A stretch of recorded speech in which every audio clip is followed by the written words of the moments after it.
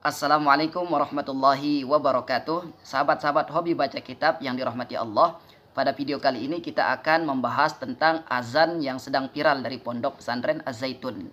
Azan yang viral karena ada beberapa keanehan yang ada di dalam azan tersebut. Lebih jauh, mari kita simak dulu azan yang viral tersebut. Nah, ada gerakan tangan seperti ini.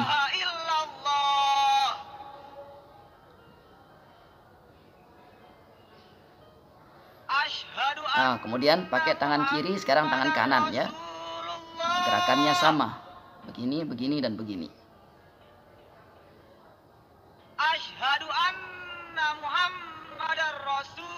Nah, seperti itu ya. Jadi bagaimana sebenarnya hukum azan mereka ini sah atau tidak, atau sesat atau tidak. Nah, jadi ini menjadi pembicaraan di kalangan netizen. Ini kita akan bahas mengenai azan mereka tentunya dengan kacamata ilmu fikih, khususnya dalam mazhab Imam Syafi'i. Nanti kita akan bahas syarat-syarat azan, kemudian sunnah-sunnah azan yang diajarkan oleh para ulama salaf. Mari kita mulai saja, kita baca bersama kitab Al-Bajuri Sanusi. Bismillahirrahmanirrahim. Disebutkan di dalam kitab Al-Bajuri halaman 160 tentang syarat-syarat azan. Mari kita baca bersama. Wa yushtaratu, dan disyaratkan, fil adhani, di dalam azan, wal iqamati, dan iqamah, al-islamu, yang pertama adalah Islam. Jadi orang yang azan dan iqamah itu harus beragama Islam.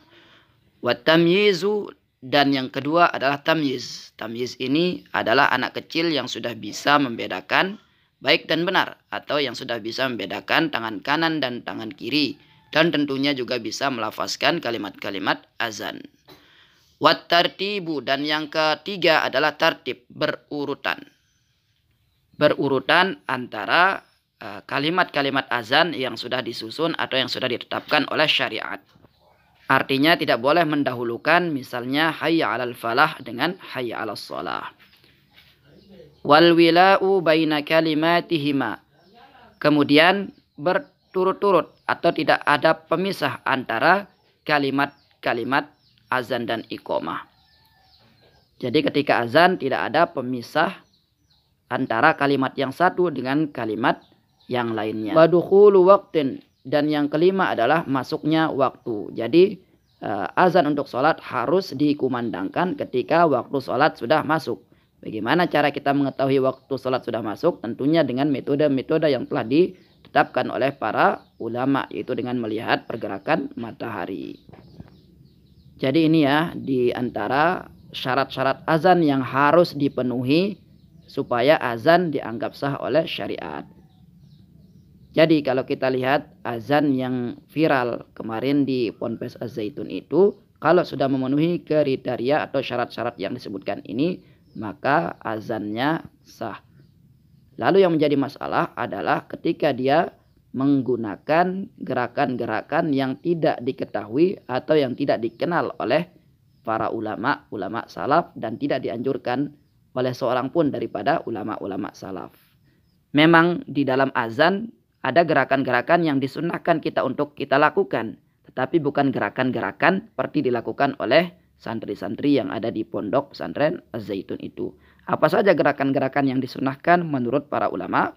Mari kita simak bersama.